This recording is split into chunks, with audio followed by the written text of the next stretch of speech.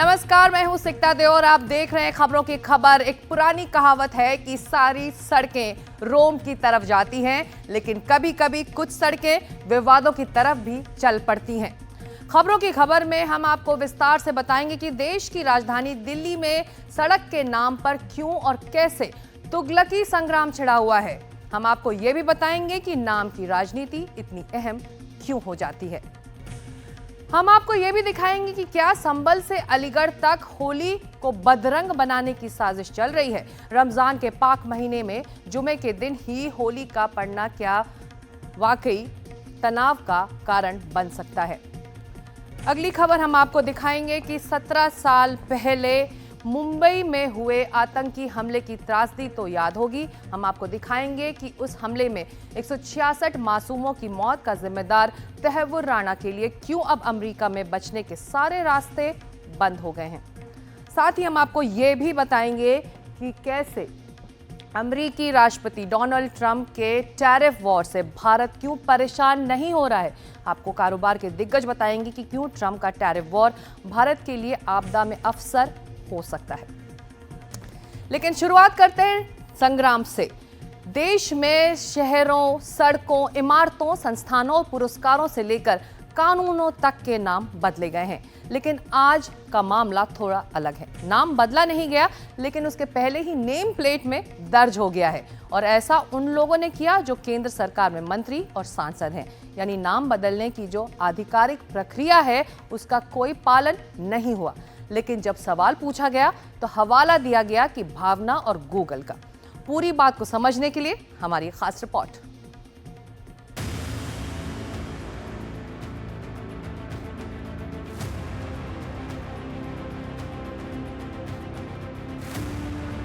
इस name plate को देखिए।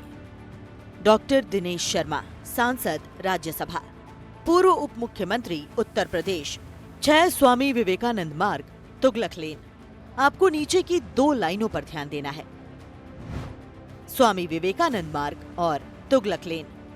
जाहिर है आपका बंगला या मकान जिस सड़क पर होगा उसका कोई नाम तो होगा, लेकिन ये भी तय है कि उस सड़क या लेन या मार्ग को किसी एक ही नाम से जाना जाता होगा। यानी सवाल ये है कि एक सड़क के 2 नाम कैसे हो गए। क्या ये संभव है कि डॉक्टर दिनेश शर्मा का बंगला जिस सड़क के किनारे है उसका नाम विवेकानंद मार्ग भी हो और तुगलक लेन भी? अगर ऐसा है तो कैसे, और अगर नहीं है तो सांसद महोदय की नेम प्लेट पर सड़क के 2 नाम क्यों लिखे हैं? गूगल आप जब खोलेंगे तो उसमें विवेकानंद रोड के नाम से वो दर्ज है। मैं कल ही आवास में गया हूँ, और जब उन्होंने पूछा कि नेम प्लेट में क्या लिखना है कर्मचारियों ने, तो मैंने कहा जैसा आसपास लिखा हो आप वैसा लिख दो। तो बगल में पहले से ही वरिष्ठ लोगों के बंगले पर वो नाम पट्टिका पहले से लिखी हुई थी, तो जैसा उनके उस पर लिखा हुआ था तुगलक लेन भी लिखा है और उसके साथ में विवेकानंद मार्ग भी लिखा है। सुना आपने, सांसद दिनेश शर्मा से पूछा गया कि नेम प्लेट पर क्या लिखा जाए तो उन्होंने कह दिया वही लिख दो जो बगल के आवास पर लिखा है। इसी बात पर हमने दिनेश शर्मा के आवास के अगल बगल दूसरे बंगलों का भी जायजा लिया। केंद्रीय राज्य मंत्री कृष्णपाल गुर्जर का ये बंगला है, और यहाँ पर आप देखिए कि स्वामी विवेकानंद मार्ग इन्होंने अपने मन से रख लिया, जबकि ये जो बंगला है ये आधिकारिक तौर पर तुगलक लेन में पड़ता है, तो इन्होंने स्वामी विवेकानंद मार्ग रख लिया। कृष्णपाल गुर्जर केंद्रीय राज्य मंत्री हैं, और इनके ठीक बगल में आप देखिए कि ये दिनेश शर्मा जी हैं, जो कि पूर्व महापौर रहे हुए हैं, उप मुख्यमंत्री रहे हुए हैं, अभी फिलहाल सांसद हैं। इन्होंने भी फिर जो है अपने बंगले के नाम के आगे स्वामी विवेकानंद मार्ग तुगलक लेन लिख दिया। यानी सरकारी बंगले में अपने सुविधा के मुताबिक इन्होंने नाम बदल लिया। अब सवाल ये उठता है कि स्वामी विवेकानंद जी एक महान विभूति रहे हुए हैं, महापुरुष रहे हुए हैं, एकता में उनका भरोसा रहा है, हम उनके सिद्धांतों को पढ़ते हैं, लेकिन क्या सरकारी बंगले का नाम आप अपने मन मुताबिक रख सकते हैं? आप कृष्णपाल गुर्जर जो है वो केंद्रीय राज्य मंत्री हैं, ये खुद सांसद हैं। एक सांसद के तौर पर अगर आप सोचे कि अपनी सुविधा के मुताबिक आप नाम रखने लगेंगे, तो फिर जितने 500 से ज्यादा सांसद हैं फिर वो अपने जो भी बंगले हैं उनको फिर वो अपने अपने सुविधा के नाम से नाम रखने लगेंगे और इससे एक आधिकारिक जो है वो जटिलता पैदा होगी। अभी मेरी एनडीएमसी के कई अधिकारियों से बात हो रही थी, उनका ये कहना है कि ये एक आधिकारिक तौर पर नाम बदलने की प्रक्रिया है। 2023 में औरंगजेब रोड का नाम बदलकर एपीजे अबुल कलाम आजाद रोड रखा गया था, उसकी एक प्रक्रिया अपनाई गई थी। अब मैं आपको दिखाऊं, ये तुगलक लेन है। तुगलक लेन में तमाम सारे बंगले बने हुए हैं। ये देखिए, ये भी एक बंगला है, लेकिन यहाँ पर आप देखिए कि तुगलक लेन लिखा हुआ है, इसमें कोई नाम नहीं बदला गया है। तो ये जो नाम बदलने की सियासत है, ये काफी दिनों से चलती आई है और ये कोई नई बात नहीं है। इससे पहले भी हमने देखा कि मोहन बिष्ट, जो कि भारतीय जनता पार्टी के विधायक है मुस्तफाबाद से, उन्होंने भी ये कहा कि मुस्तफाबाद का नाम बदलकर शिवपुरी रख लिया जाएगा।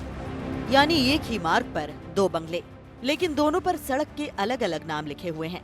एक बंगला केंद्रीय मंत्री कृष्णपाल गुर्जर के नाम से है, जिस पर उनके नाम के नीचे लिखा है 8 स्वामी विवेकानंद मार्ग और उसके नीचे ब्रैकेट के अंदर लिखा है तुगलक लेन। दिनेश शर्मा के बंगले पर भी सड़क का नाम विवेकानंद मार्ग है, लेकिन थोड़ी ही दूरी पर एक बंगला सुशील कुमार गुप्ता के नाम से भी मिला, जिस पर लिखा है तुगलक लेन।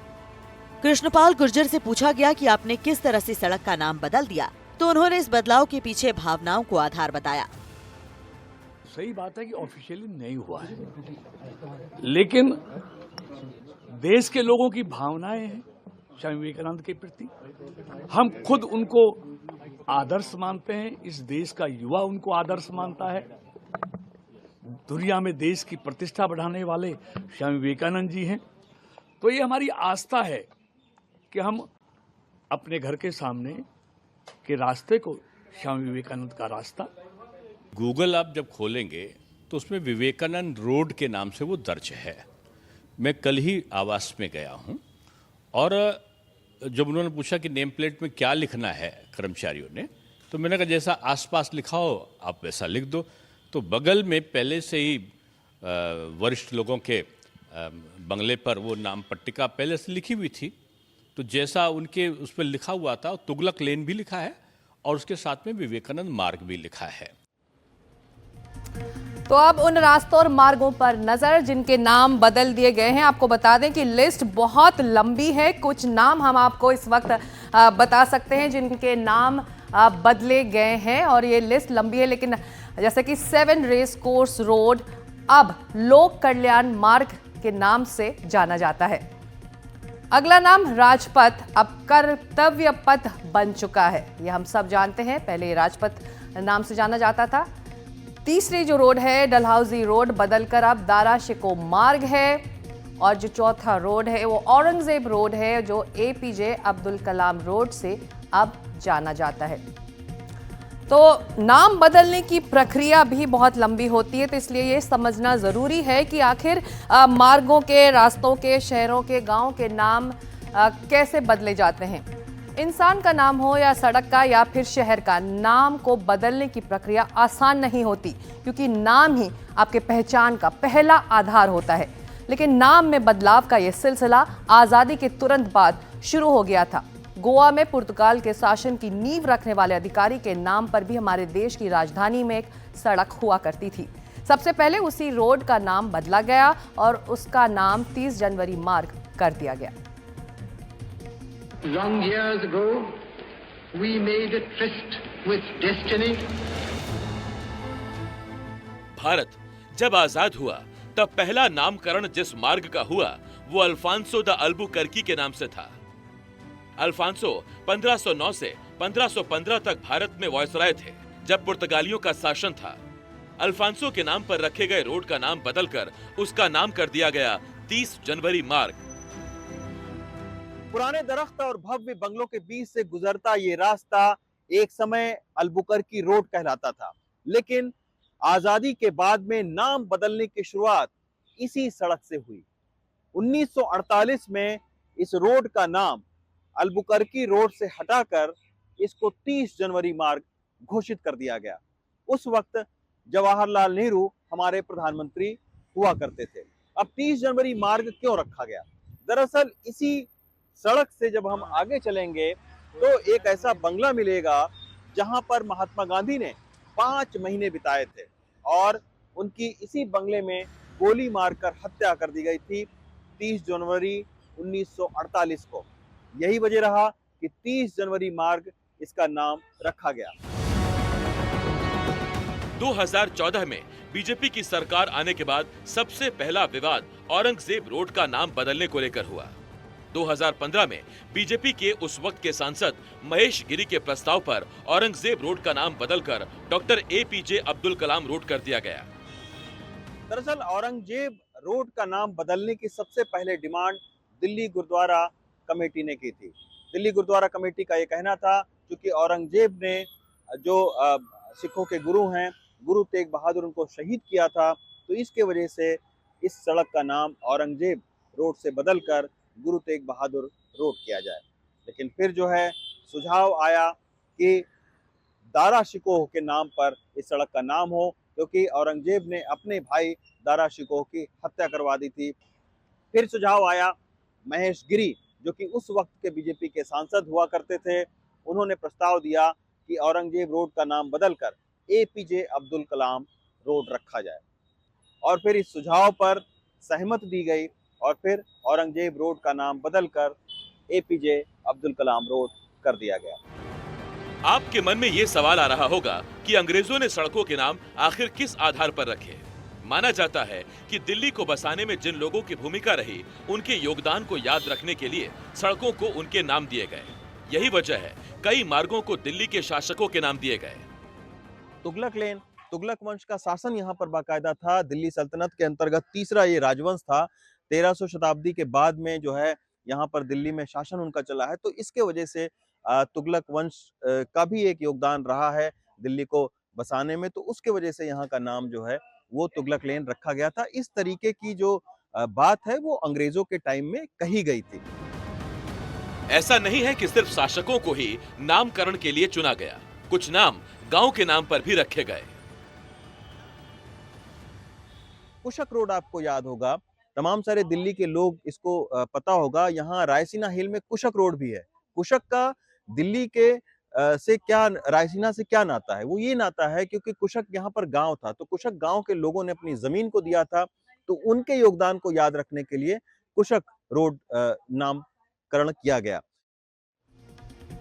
तो अंग्रेजों के जमाने में जब सड़कों का नाम रखने की बारी आई तो सबसे पहले ब्रिटेन के शाही परिवार को मौका मिला। महारानी और उनके परिवार के लोग बेशक ब्रिटेन या दुनिया के दूसरे देशों में थे, लेकिन भारत की सड़कों को उनका नाम दिया जा रहा था। आज़ादी के बाद ऐसे नामों को हटाकर नए सिरे से नामकरण हुआ और उसकी शुरुआत की गई। मिसाल के तौर पर विजय चौक, जो संसद भवन के ठीक सामने है, पहले क्वीन एलिजाबेथ के सबसे छोटे बेटे के नाम पर प्रिंस एडवर्ड प्लेस कहलाता था।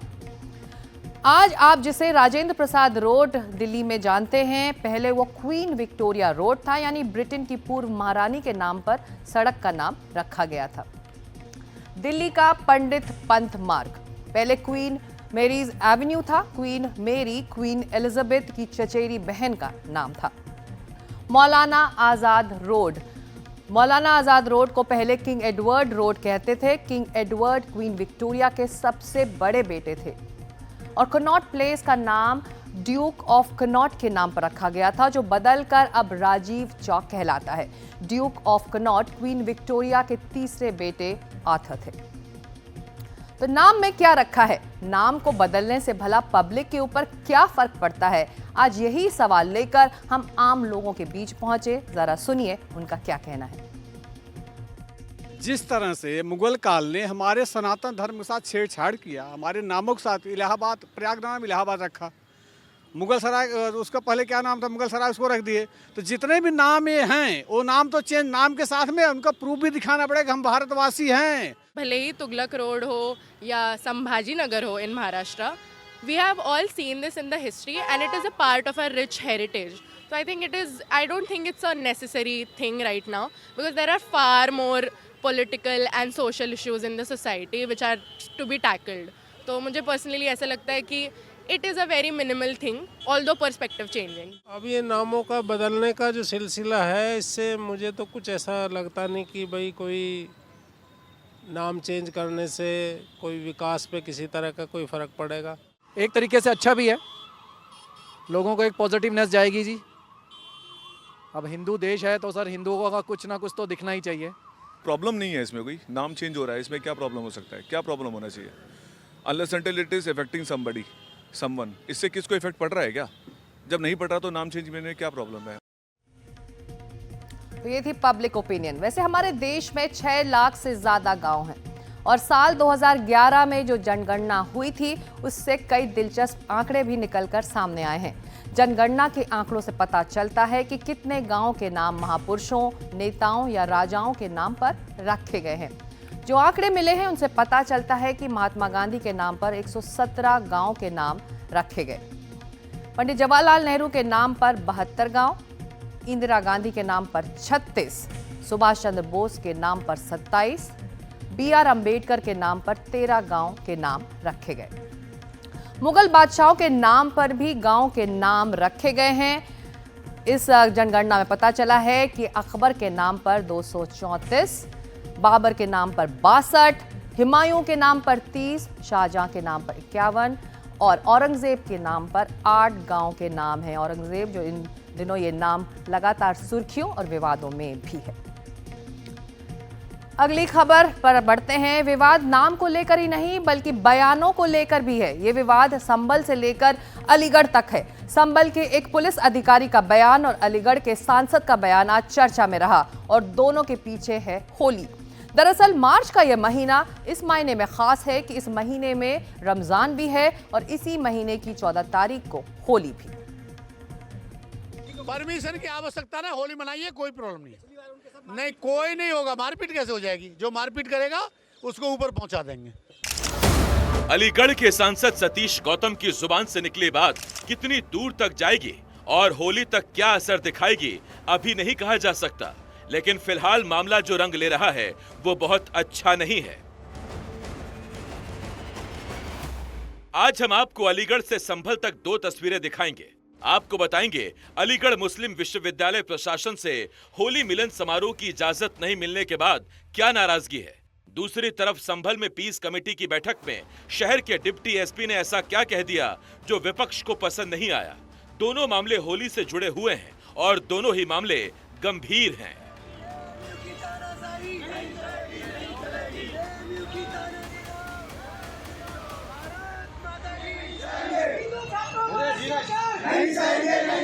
पहले बात करते हैं अलीगढ़ की। यहां स्टूडेंट्स ने 9 मार्च को होली मिलन कार्यक्रम की अनुमति मांगी थी, जिसे यूनिवर्सिटी प्रशासन ने नामंजूर कर दिया। इसके खिलाफ छात्र और दूसरे लोग अखिल भारतीय करणी सेना का बैनर लेकर सड़कों पर उतर गए। एएमयू प्रशासन के खिलाफ नारेबाजी की। प्रदर्शन करने वाले छात्रों ने एएमयू पर तानाशाही का भी आरोप लगाया। इस प्रदर्शन में शामिल लोगों ने जो बैनर पकड़ा था उस पर अलीगढ़ की जगह हरिगढ़ लिखा था। छात्रों की इस मांग पर एएमयू प्रशासन का कहना है होली के लिए इस तरह से कभी इजाजत नहीं दी गई, इसीलिए इस बार भी इजाजत देने से इनकार किया गया। होली से संबंधित एक विशेष आयोजन के लिए एक विशेष जगह की मांग की थी। यूनिवर्सिटी ने उस पर गौर करने के बाद में ये फैसला लिया कि चूंकि इससे पहले कभी ऐसी कोई अनुमति नहीं मांगी गई, न दी गई है, लिहाजा कोई नई चीज हम करने से गुरेज करें। लिहाजा इसी संबंध में यूनिवर्सिटी ने यह फैसला लिया कि हम ऐसी अनुमति के पक्ष में नहीं। और जहां तक के रह गया यूनिवर्सिटी में होली की बात, होली तो हमेशा से होती आ रही है। पूरे विवाद पर बीजेपी के सांसद सतीश गौतम ने जो बयान दिया वो खासा विवाद में है। नहीं, एएमयू में होली होगी, बड़ी धूमधाम से होली होगी, कोई भी मना नहीं कर रहा, बहुत धूमधाम से होली होगी। सभी हिंदू छात्र अपनी होली मनाएंगे। कोई भी हिंदू छात्र को कोई प्रॉब्लम आती है उसके लिए मैं बैठा हूँ। मेरे रहते हुए अलीगढ़ यूनिवर्सिटी में होली धूमधाम से मनाई जाएगी। परमिशन की आवश्यकता ना, होली मनाइए, कोई प्रॉब्लम नहीं। नहीं, कोई नहीं होगा। मारपीट कैसे हो जाएगी? जो मारपीट करेगा उसको ऊपर पहुंचा देंगे। हालांकि इस मुद्दे पर बीजेपी से लेकर कांग्रेस तक एक मत है। उनका कहना है कि स्कूल कॉलेज में छात्रों से धर्म के आधार पर भेदभाव नहीं होना चाहिए। त्योहारों को एक दृष्टि से देखना चाहिए। मनाया जाए तो दोनों को, नहीं मनाया जाए तो दोनों का नहीं, क्योंकि शिक्षण संस्थाओं में सेकुलरिज्म होना चाहिए। किसी एक धर्म विशेष को प्रोत्साहित नहीं किया जा सकता, एक धर्म विशेष को हतोत्साहित नहीं किया जा सकता है, ताकि वहाँ पर एक जो हमारा संविधान है वो दिखे वहाँ पर। ये बड़ा दुर्भाग्यपूर्ण है। अलीगढ़ मुस्लिम यूनिवर्सिटी माइनॉरिटी यूनिवर्सिटी नहीं है। जो जमीन है महाराजा महेंद्र प्रताप सिंह की है। अलीगढ़ यूनिवर्सिटी 1920 में बनी थी, act pass by British parliament. तो वहाँ पर जो है होली मिलाने के परमिशन ना देना ये दुर्भाग्यपूर्ण है। मैं समझता हूँ इसमें शासन को निर्णय लेना चाहिए और वहाँ के प्रशासन को व्यवस्था करना चाहिए। कोई हमें त्योहार मनाने से रोक नहीं सकता। अब आपको संभल ले चलते हैं। वहाँ होली और जुमे को लेकर दिए गए सीओ अनुज चौधरी के बयान पर सियासी बवाल शुरू हो गया है। इस मामले में बीजेपी एक तरफ है तो कांग्रेस और समाजवादी पार्टी जैसे विपक्षी दल दूसरी तरफ। हम आपको दोनों तरफ की बातें सुनवाएंगे, लेकिन पहले देखिए संभल के सीओ अनुज चौधरी ने क्या कहा था। जुम्मा साल में 52 बार आता है, होली साल में एक बार आती है। तो मुस्लिम समुदाय के लोगों को यदि किसी को लगता है भाई आपको होली के रंग से आपका धर्म भ्रष्ट हो जाएगा या जो भी है, तो वो उस दिन ना निकले, घर से ना निकले। और यदि निकले तो उसका इतना बड़ा दिल होना चाहिए, वो दिल होना चाहिए कि भाई सब एक जैसे हैं, रंग तो रंग है। जिस तरह पूरे साल इंतजार करता है मुस्लिम पक्ष ईद का, इसी तरह से होली का भी इंतजार हिंदू पक्ष करता है। इस पर प्रतिक्रिया मांगी गई तो समाजवादी पार्टी के सांसद राम गोपाल यादव भड़क गए। देखिए, अनूप चौधरी ने तो दंगा ही कराया था। अनूप चौधरी कह रहे थे गोली चलाओ गोली चलाओ। देखा सबने कि नहीं देखा? सबने देखा है। वही सीईओ थे जो हुआ था, तो वो उनसे क्या उम्मीद करोगे? कोई ठीक बात करें। जब कभी व्यवस्था बदलेगी तो ऐसे लोग तो जेलों में रहेंगे। हालांकि बीजेपी ने इस पर प्रतिक्रिया देने में देर नहीं लगाई। कहा समाज हित में लिए गए प्रशासनिक फैसलों को राजनीति के चश्मे से नहीं देखना चाहिए। प्रशासन की ये जवाबदारी है, जिम्मेदारी है कि किसी भी स्थिति में सांप्रदायिक तनाव न हो, किसी भी स्थिति में कानून व्यवस्था न बिगड़े, और इसके लिए प्रशासन हर संभव प्रकार के कदम उठाता है। संभल के हालात जिस तरह के रहे हैं, संभल में जिस तरह से संवेदनशीलता बनी रहती है, ऐसी स्थिति में अगर प्रशासनिक अधिकारी ने कोई बयान दिया है तो उसको राजनीतिक चश्मे से नहीं देखना चाहिए, बल्कि एक कानून व्यवस्था के लिए दिया गया एक महत्वपूर्ण कदम है।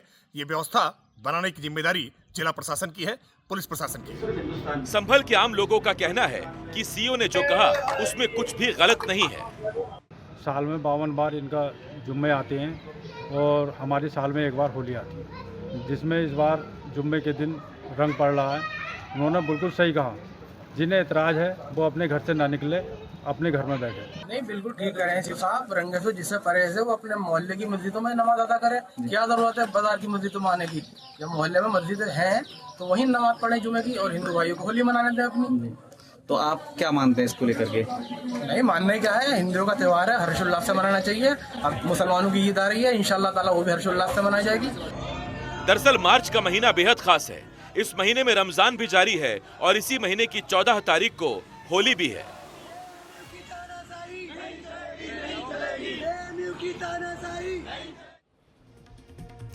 अगली खबर जो 26/11 के मुंबई हमलों के एक दोषी से जुड़ी हुई है, उस पर अब हम नजर डालेंगे। 26/11 के मुंबई हमलों के एक दोषी तहव्वुर राणा की भारत आने से बचने के लिए हर चाल नाकाम होती गई है। अमेरिकी सुप्रीम कोर्ट के फरमान से साफ है कि तहव्वुर राणा, जो भारत में 166 निर्दोष लोगों की मौत का गुनहगार है, उसके भारतीय न्याय व्यवस्था के सामने आना ही होगा। अमेरिका से राणा के प्रत्यर्पण का रास्ता साफ हो गया है। उसके भारत आने से कैसे 26/11 के पीड़ितों को इंसाफ मिलेगा और कैसे पाकिस्तान की आतंकवादी गतिविधियों का पर्दाफाश होगा, उसको समझने के लिए देखिए हमारी यह खास रिपोर्ट।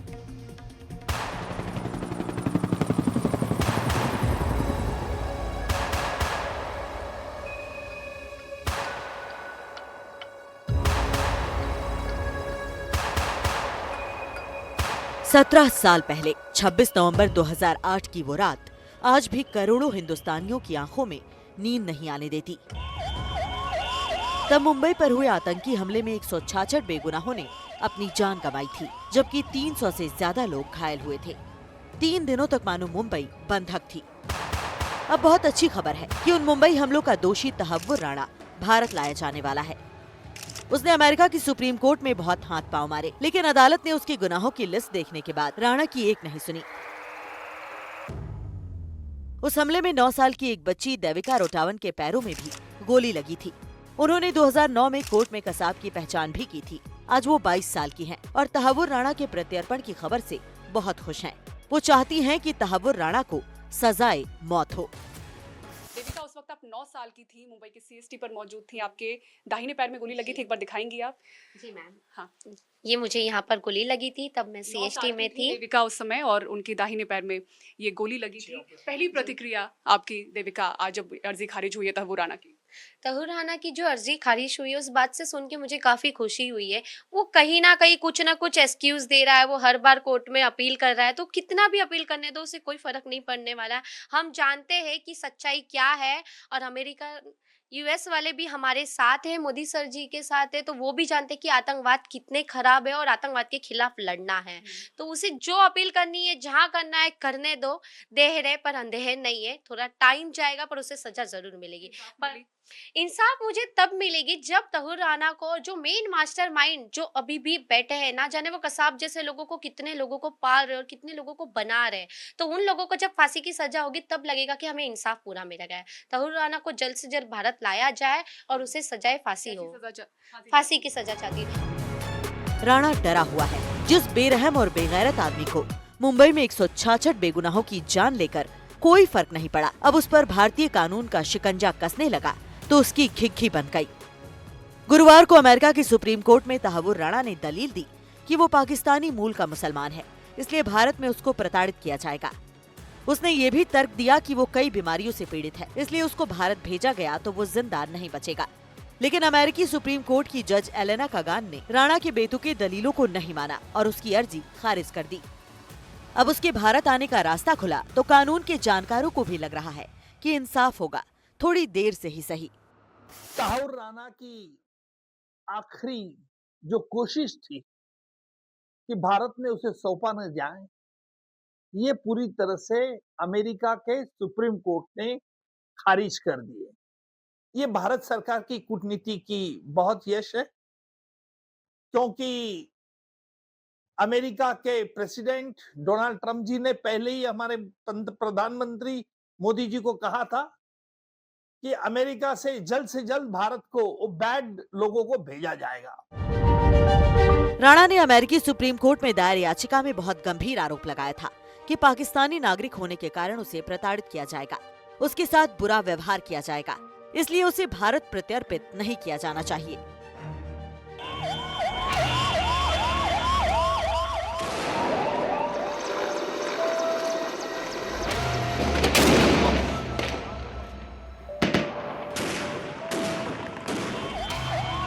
छब्बीस 11 के मुंबई हमलों में 405 पन्नों की चार्जशीट में तहव्वुर राणा का नाम बतौर आरोपी दर्ज हुआ।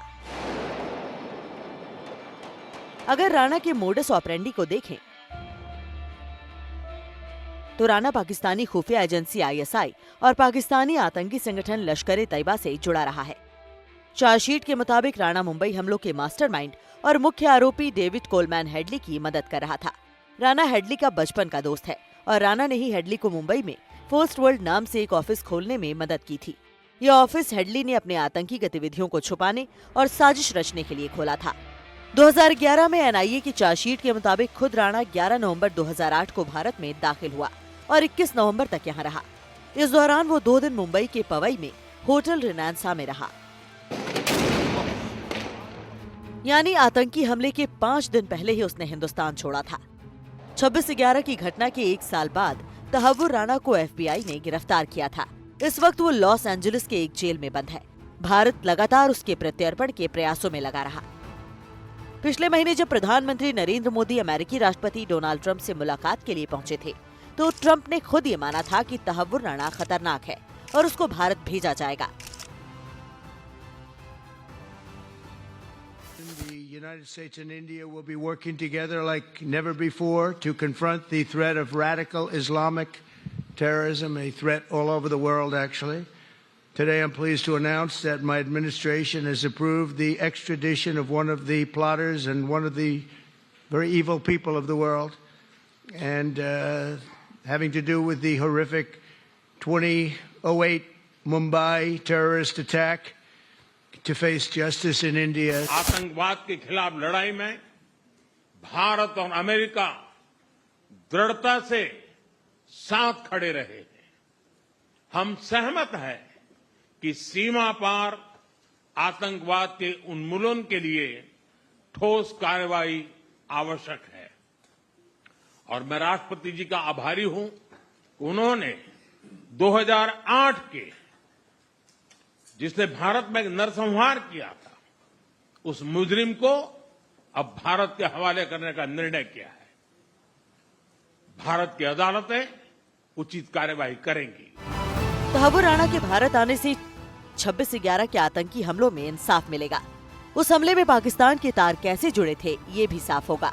लश्कर-ए-तैयबा और हाफिज सईद पर कार्रवाई का रास्ता खुलेगा और खुद राणा के दूसरे गुनाहों का बही खाता भी खुलेगा।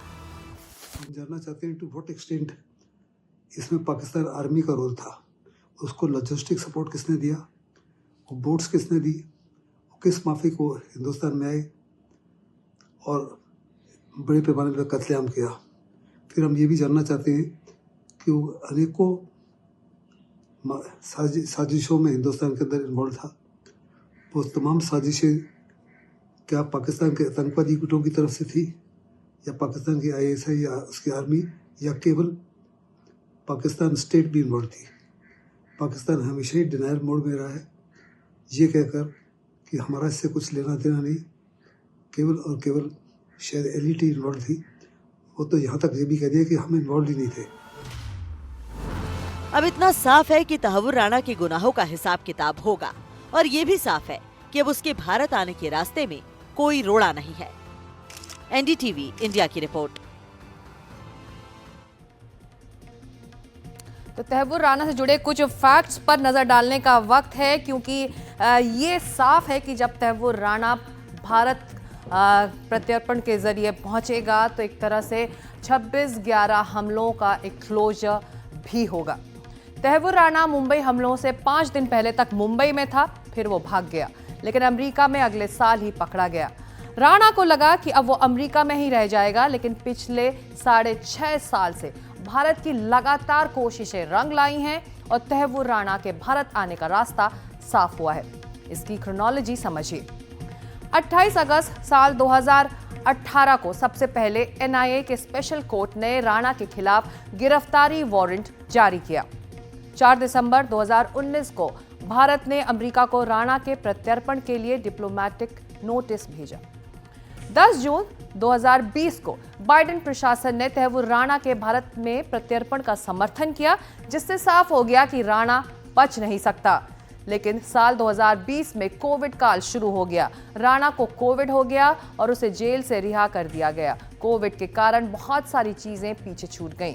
राणा का प्रत्यर्पण भी उसमें शामिल है। 16 मई 2023 को अमेरिका के एक डिस्ट्रिक्ट कोर्ट ने तहव्वुर राणा के भारत में प्रत्यर्पण का आदेश पास कर दिया। राणा इसके खिलाफ अपील कोर्ट भी गया, लेकिन सितंबर 2024 में अपील कोर्ट से भी राणा की याचिका खारिज हो गई।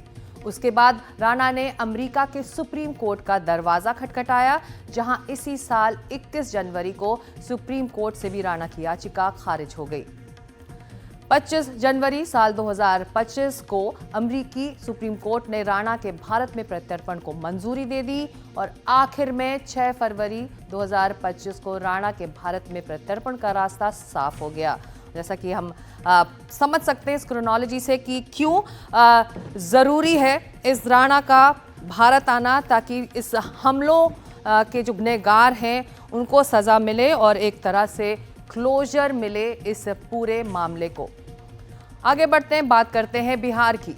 बिहार चलते हैं, जहां चुनावी साल में राजनीतिक सरगर्मी बहुत तेज हो गई है। चाहे मुख्यमंत्री नीतीश कुमार हो या फिर विपक्ष के नेता तेजस्वी यादव, दोनों ही अपने अपने वोट बैंक को बढ़ाने के लिए जी जान से जुट गए हैं।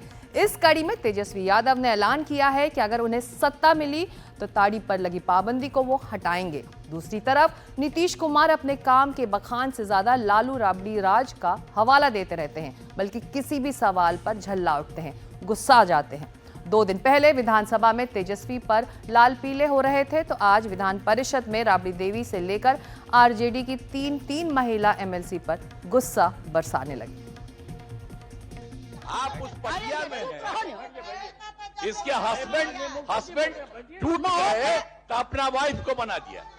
अरे ये सब कोई मतलब है जी? जो हुआ है आई लोग भी बनी हुई तो कोई महिला के लिए की है।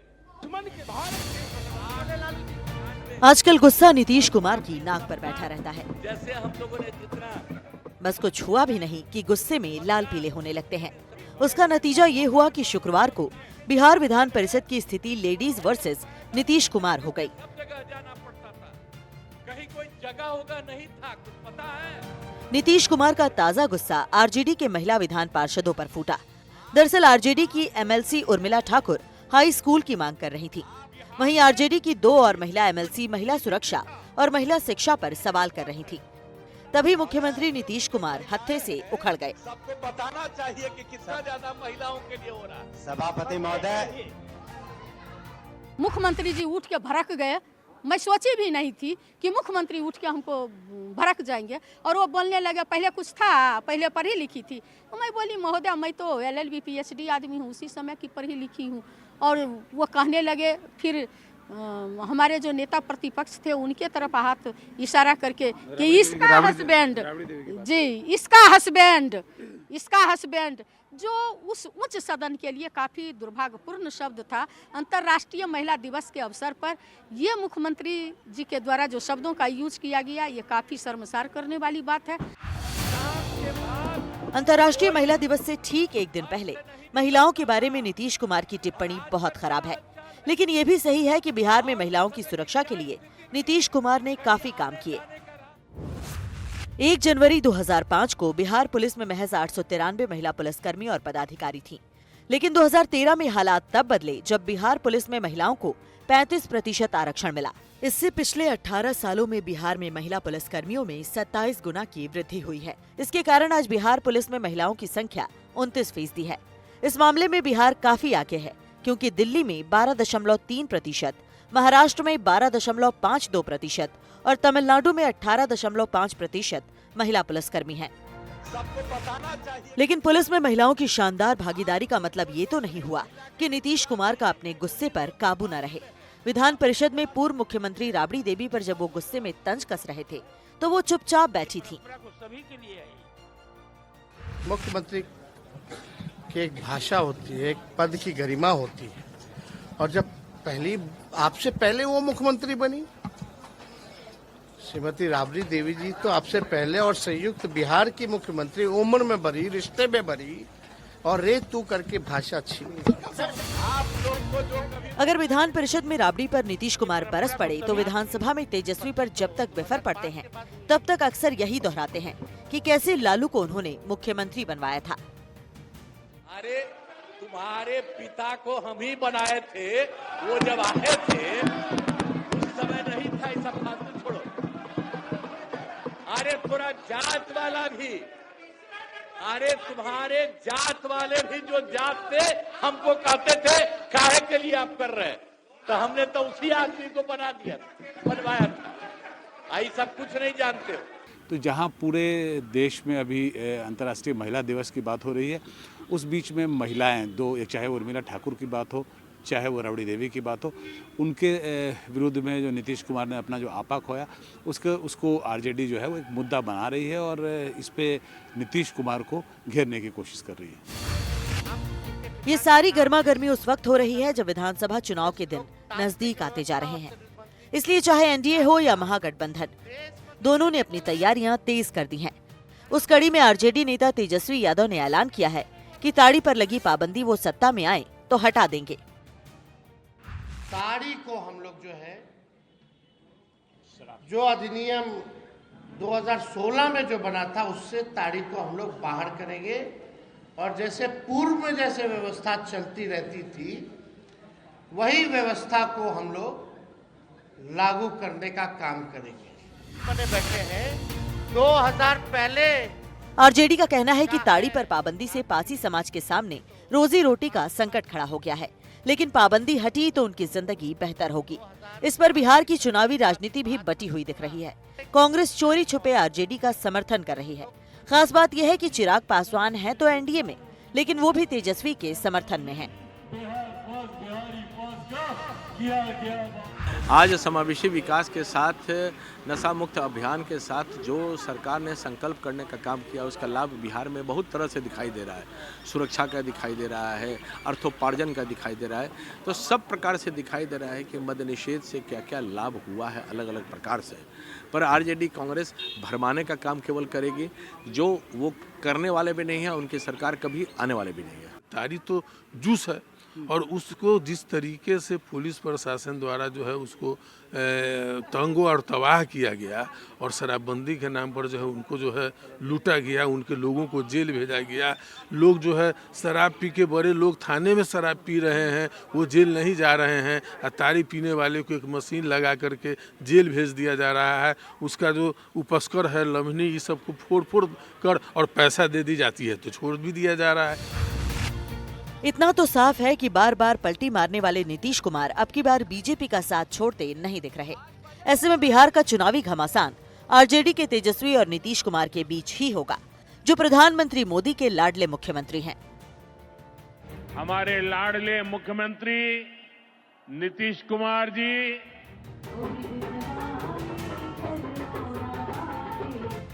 पटना से प्रभाकर कुमार की रिपोर्ट, एनडीटीवी इंडिया के लिए।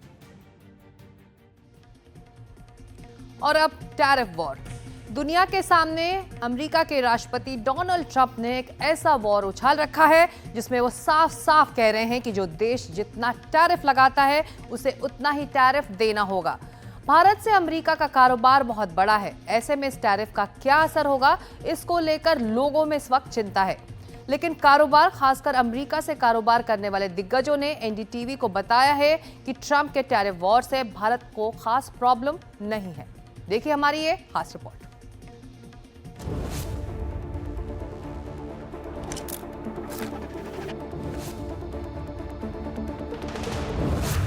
क्या ट्रंप के टैरिफ वॉर से भारत को खतरा है? क्या ट्रंप के जैसे को तैसा टैरिफ लगाने से भारत को नुकसान हो सकता है? इन सवालों का जवाब जानने के लिए पहले आप कपड़ों के नामी गिरामी कारोबारी और एक्सपोर्टर ललित ठुकराल को सुनिए। मेरी अमेरिका में कई लोगों से बात हुई, कई बायर्स के साथ बात हुई। मतलब देखिए, चर्चा तो सब जगह हो रही है, ठीक है ना, सब घबरा भी रहे हैं और सब देख भी रहे हैं कि क्या होगा। लेकिन वो घबराहट के बाद एक बात निकल के आती है, नहीं यार ऐसा नहीं होगा, ट्रंप गारमेंट के ऊपर नहीं बढ़ाएंगे, गारमेंट के ऊपर नहीं, ये कॉन्फिडेंस सबके अंदर। बुधवार को ट्रंप ने अमेरिकी संसद में यह ऐलान किया कि 2 अप्रैल से वो रेसिप्रोकल टैरिफ लगाने जा रहे हैं। ट्रंप का यह ऐलान उस वक्त हुआ है जब वाणिज्य और उद्योग मंत्री पीयूष गोयल अमेरिकी दौरे पर हैं। गोयल का अमेरिकी दौरा इसलिए अहम है कि दोनों देशों के बीच अगले 5 साल में द्विपक्षीय कारोबार $500 बिलियन तक ले जाने का लक्ष्य है। लेकिन उम्मीद है कि मार्च आते आते हालात बदल सकते हैं। दिल्ली में 19 और 20 मार्च को इंडिया सॉफ्ट एग्जीबिशन होने जा रहा है। इसमें करीब 200 देश के इंपोर्टर्स को बुलाया गया है।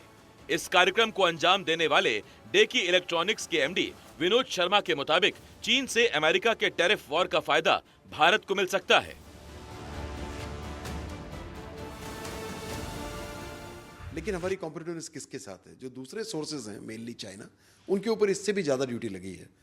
तो एक तो ये कि हम कम अपनी ड्यूटीज़ को कम करें उनके कहने पर, या हम ये कहें कि नहीं, चाइना हमको हमारे से भी ज़्यादा ड्यूटी है इसलिए हम फिर भी कम्पीट करेंगे। लेकिन मुझे लगता है कि हमको इसको सकारात्मक अपॉर्चुनिटी के रूप में देखना चाहिए। Federation of Indian export organisations के आकलन के मुताबिक अमेरिका अगर टैरिफ बढ़ाता है तो सबसे ज्यादा प्रभावित जेम्स एंड ज्वेलरी और ऑटो कंपोनेंट सेक्टर हो सकते हैं। भारत और अमेरिका के कारोबार को देखें तो सबसे ज्यादा 23% ड्यूटी का अंतर ऑटो कंपोनेंट सेक्टर में ही है। अगर ट्रंप प्रशासन ऑटो कंपोनेंट प्रोडक्ट्स पर टैरिफ बढ़ाता है तो इसका खराब असर हो सकता है। भारत से अमेरिका में सबसे ज्यादा export James and jewellery sector में होता है। इस सेक्टर में अभी ड्यूटी में अंतर 13.1% है, यानी टैरिफ बढ़ा तो भारत को नुकसान हो सकता है। टेक्सटाइल सेक्टर में ड्यूटी का अंतर 1.8% का है, तो परिधान सेक्टर में -4.2% का, यानी इसमें खास नुकसान नहीं दिखता। वहीं कच्चे तेलों पर नहीं के बराबर ड्यूटी है, जबकि कोयले पर 2.5% है और डायमंड पर 0 से 2.5% तक है। पेट्रोकेमिकल्स पर इंपोर्ट ड्यूटी 7.5% और LNG पर 5% है। हालांकि जानकारों को लगता है कि ऐसा होगा नहीं।